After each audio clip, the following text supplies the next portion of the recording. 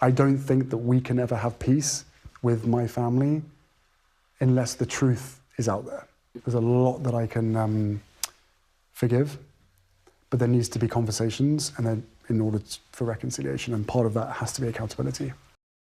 What happens when official documents insist the story is simple, but the internet says it's anything but? With Archie and Lilibet, the headlines keep rehatching the same question. If the facts are on paper, why does the doubt refuse to die? The answer isn't just gossip. It's about how modern fame collides with monarchy, how a few early choices created a permanent vacuum, and how that vacuum became a content engine nobody can turn off. From day one, the Sussexes tried to do parenthood differently. Less ceremony, more privacy. No hospital step walkabout. Fewer open press moments, tighter control over imagery and timing. To their fans, that sounded sane.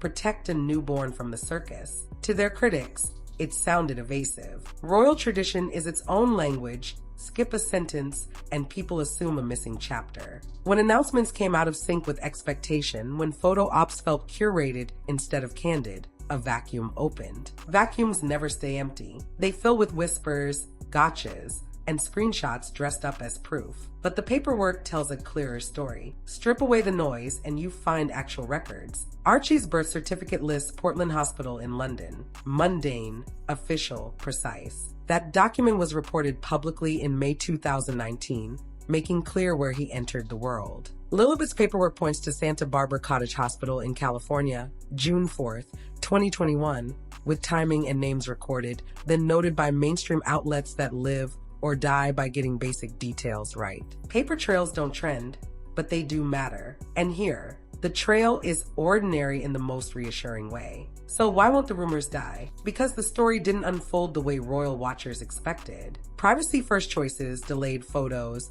curated images, fewer open medical details, clashed with an audience trained to anticipate tradition. Every variation spawned new questions. Was a date tweaked? Was a photo staged? Theories multiplied. Not because the facts were shocking, but because the format felt unfamiliar. Once people start reading symbolism into a hemline or a hand placement, anything becomes evidence. And when a clip surfaces months or years later, the internet retrofits it into the conspiracy like a missing puzzle piece. That's how a narrative builds a self-sustaining engine, even without fuel. Enter the viral loop. Commentary channels upload, aggregators echo, social posts clip, and caption. A claim from a biographer known for sharp elbows gets amplified. A pundit speculates, a tabloid reframes, a reaction video slaps on a shocked thumbnail. Rinse, repeat. Tom Bower's name pops up often in these cycles, sometimes tied to fresh revelations, sometimes just as a character in the ongoing drama. But when you trace many of the loudest bombshells,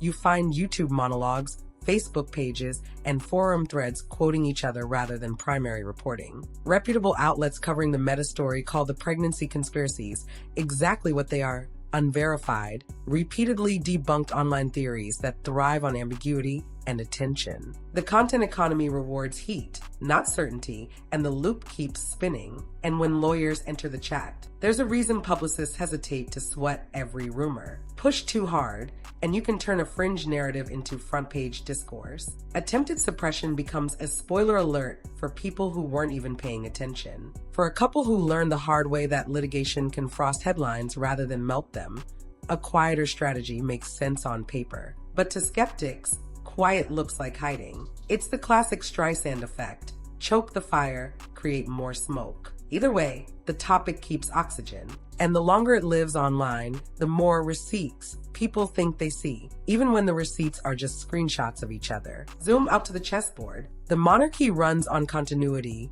bloodline, legitimacy, and the appearance that the rules are settled. That's why the order of succession is published and predictable. By the public list, Archie and Lilibet sit where you'd expect them to, full stop. The governing statutes and modern updates describe descent and legitimacy. They do not operate by viral video. Yet optics always matter. If the palace publicly swats a rumor, it confers stature.